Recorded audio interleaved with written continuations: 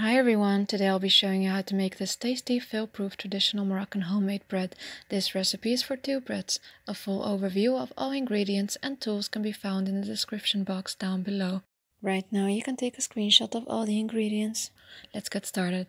In a deep plate with a flat surface for kneading, you'll add in 345 grams of all-purpose flour.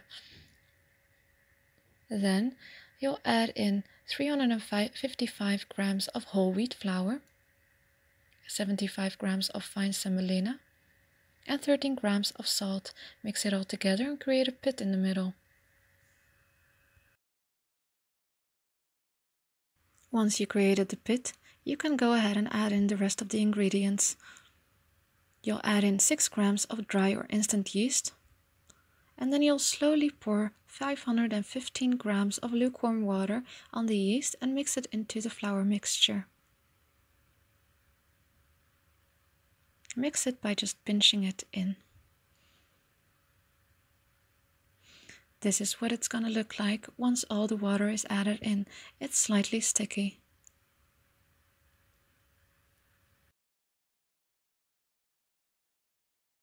Use the extra water you had set aside to lightly wet your fingers and rub it all over your hands to start kneading. Once you covered the entire dough, fold it and flip it. Lightly wet your hands again and continue kneading for about 10 minutes. Just keep repeating the process, so you knead all over and fold the dough by sort of pulling in the edges to the middle.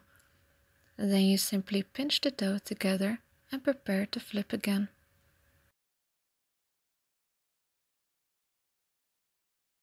This can be tiring if you're not used to it, so you could use a kneading machine like KitchenAid.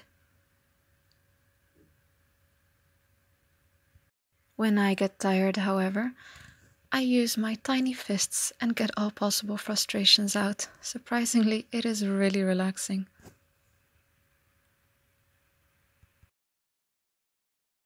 After 10 minutes of kneading, folding, flipping and possibly punching the dough, it is soft enough. You start spreading the dough across the bottom of your deep plate.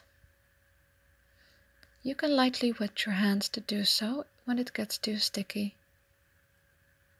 I also like to make a nice round shape, and after wetting my hands I poke eyes, a mouth and a nose into it to create a smiley. It does help seeing whether the dough has risen enough, and to me it became a silly habit. Cover the dough using tin foil and leave it to rest for 30 to 45 minutes. After 30 to 45 minutes the dough should have doubled. I am baking 6 breads in here, so my dough started bulking up my tin foil even though I'm using a large plate. Remove the tin foil carefully while getting as much dough off of it as possible. The face is gone, so my dough has risen enough.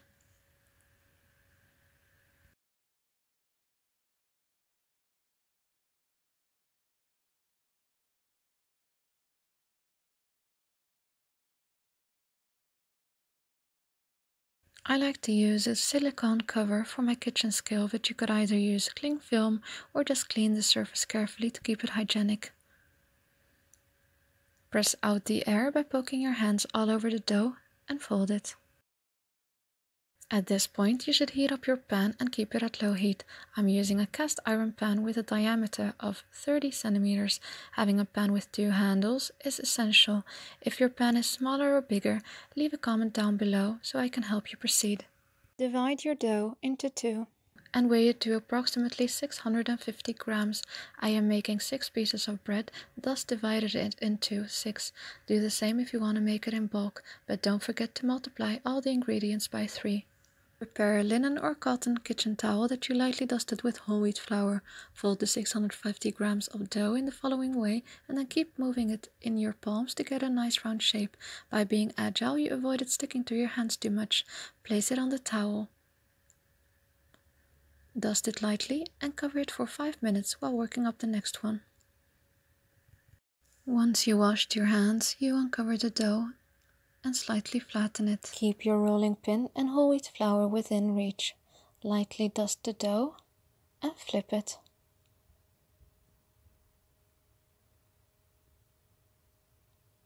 Keep the towel straight and free of any folds or wrinkles at all times. Loosen up the edges by slightly tilting them off the towel. Dust whole wheat flour on the towel around the dough and start flattening it. Roll into different directions, but be mindful to not press too hard, yet roll in a subtle way. You cannot go back if you accidentally press too hard, so be cautious. Try keeping the shape as round as possible. Continue until it measures the same diameter as your pan. Just keep rolling the pin slowly and with low pressure on your dough. Don't be too hasty.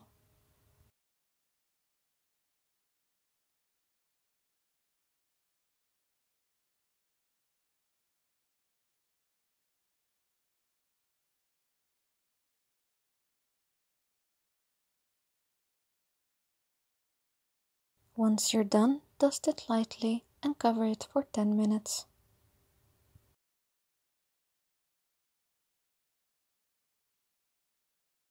After 10 minutes, you'll flip the dough onto the pizza flipper. It may take some time to get it right, but practice makes perfect. Your pan should be hot by now and clean. Because I use an older pan, I clean it with a little bit of sunflower oil on kitchen paper. Keep it on low heat and gently slide your bread onto the pan. You grab a skewer and create an opening in the middle for air to escape. If you see air bubbles, you can pop them using the skewer. You can also use a fork, but then you have to prick the dough all around and omit creating the big hole in the middle. After about a minute and a half, you'll need to put on your mittens, grab the pizza flipper and flip the bread onto it. This is why you need a pan with 2 handles. Wipe the pan clean whenever you remove the bread from it. Reposition it and slip the bread onto it. Turn up the heat to medium. Wet your bread evenly using your bowl of extra water and a brush. This will add a little crisp and helps you get rid of any excess flour. Slightly move your bread every 20 seconds to have it cook evenly. After about 3 minutes, you can flip the bread using a spatula. Evenly wet your bread on this side as well.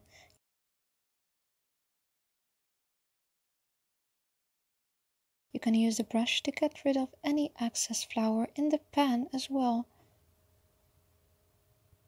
Keep moving the bread every 20 seconds. I like to peek sometimes to check if the bread changed color yet. I am impatient like that. Flip the bread with a spatula once it's nice and brown. At this point there is an amazing homemade bread smell roaming through the entire house, but don't get distracted and keep moving the bread around every 20 seconds.